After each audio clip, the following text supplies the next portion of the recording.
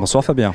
Aujourd'hui, comme je l'ai dit, nous célébrons la journée des gens de la mer et quand on a réfléchi à un invité, on a très rapidement pensé à vous parce que vous êtes très actif. Je voudrais pour les téléspectateurs que vous rappeliez les liens que vous avez avec la mer parce que vous êtes multicasquette. Effectivement, donc moi je viens d'un cursus de capitaine professionnel, donc effectivement marin professionnel français au commerce, et depuis donc maintenant 4 ans, je suis également chargé de prévention et recyclage pour le gouvernement princier et la société monégasque d'assainissement. C'est important pour vous une journée comme celle-là, une journée des gens de la mer? Eh ben, effectivement, parce que si on y réfléchit un petit peu, c'est une manière de mettre en valeur en fait beaucoup de personnes qu'on ne voit pas souvent en fait, parce que c'est vrai que de base nous sommes des terrestres. Les gens de mer en fait, on a tendance à l'oublier, mais c'est des personnes qui sont primordiales dans nos sociétés, que ce soit dans le tourisme, que ce soit dans le commerce, que ce soit dans le yachting en tout cas, qui est très important en Principauté de Monaco. Les gens de mer en tout cas représentent une grande population et c'est très important de pouvoir les représenter, surtout que pour certains d'entre eux, ils ont des métiers extrêmement pénibles. Je pense notamment à la pêche. Vous êtes justement le président fondateur de la Fédération monégasque de pêche sportive et vous êtes habilité à baguer les thons rouges. Quel est votre constat dans cette zone de Méditerranée? Comment se porte le thon rouge, par exemple, qui était malmené il y a quelques années?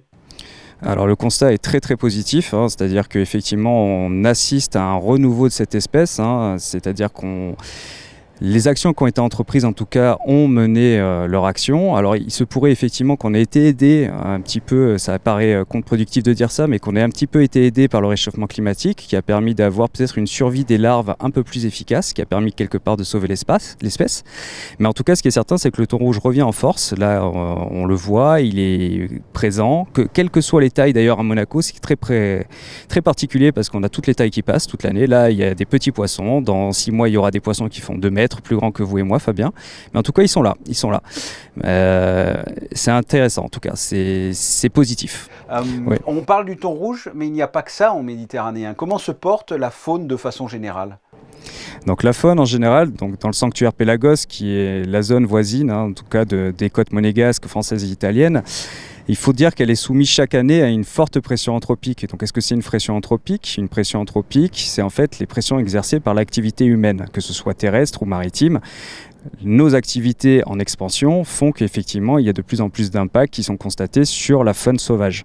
On peut notamment penser au bruit. Donc au bruit, que ce soit effectivement la navigation maritime, ou alors effectivement celui auquel on pense le plus généralement, c'est les déchets. Donc les déchets, c'est très vaste, et j'aimerais pouvoir te dire, Fabien, qu'effectivement il y a de moins en moins de déchets dans la Méditerranée, mais malgré les actions qui sont entreprises, et je pense que tu en es témoin toi aussi, on a de plus en plus de déchets. Là par exemple, à titre d'exemple, la semaine dernière, donc, il y avait un événement à Cala del Forte, à Vintimille, et nous avons demandé aux participants de pouvoir ramasser les déchets et on a quand même collecté 65 kg de déchets en 2 jours, ce qui est énorme, sachant qu'en plus on ne collecte que ce qui est en surface. Oui, bien sûr. Il faut savoir que par exemple dans le cadre de mon travail, donc dans le cadre de la concession qui est faite entre la SMA et le gouvernement princier, la direction de l'aménagement urbain, on a par exemple un nettoyage de la bande littorale qui s'effectue chaque année, donc avec des jet skis qui sont adaptés à ce type de collecte, et on parle à peu près entre 10 et 50 kg de déchets par jour.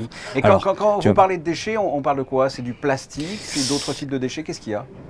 Alors on va retrouver globalement un peu de tout. Alors c'est vrai que par exemple dans ces filets de jet ski, alors on peut considérer un déchet, mais par exemple on va aussi avoir des déchets qu'on appelle des déchets végétaux. On peut avoir des restes de branches, d'arbres et tout ça. Et sinon plus généralement ça va être par exemple typiquement des emballages. Donc en tête la bouteille de plastique, la canette d'aluminium. On va également pouvoir retrouver, et ça c'est ce qui est le plus inquiétant et finalement ces particules de plastique, c'est ce qu'on appelle nous des microplastiques et des macroplastiques, qu'on va vraiment retrouver en fait au fond des filets, et ça c'est cette espèce de soupe de plastique qui est vraiment inquiétante parce que c'est elle qui va se dégrader, qui va passer dans la chaîne alimentaire. Et dans l'organisme, voilà, c'est ça, des animaux, des poissons. C'est la journée des gens de la mer. Quels conseils vous pourriez donner aux téléspectateurs qui vous écoutent et notamment aux plaisanciers en matière de respect de l'environnement? Alors si j'avais plusieurs conseils à donner donc aux plaisanciers, la première c'est vraiment de vous informer le plus possible par rapport à votre zone de navigation. C'est-à-dire que avant de partir en mer, de vraiment vous informer sur toute la réglementation qui existe, notamment en termes d'atténuation d'impact. Quelque chose de trop bête, c'est-à-dire qu'on va aller en mer, on va peut-être tomber sur des animaux. Comment est-ce que je vais aborder ces animaux? Donc le sanctuaire Pélagos a par exemple édité un code de bonne conduite à l'usage des plaisanciers et des professionnels de la mer. Ce code de bonne conduite, il faut l'appliquer. Autre chose très simple qu'il faut faire, c'est-à-dire que de la même manière qu'à la maison, je vais trier mes déchets, sur mon bateau, je vais également trier mes déchets. Une petite action supplémentaire que l'on peut mettre en place, c'est effectivement de pouvoir, je tombe en mer sur des déchets, je vais les rapporter à terre. Quelque chose tout bête, ça peut être tout simplement de réduire la vitesse en navigation. C'est-à-dire que je consomme moins et en même temps je fais moins de bruit, donc je fais moins de nuisances dans le milieu. Protéger comme ça l'environnement, que l'on soit un plaisancier sur un bateau ou même en bord de mer. David Gamba, merci d'avoir répondu à mes questions. Merci beaucoup Fabien.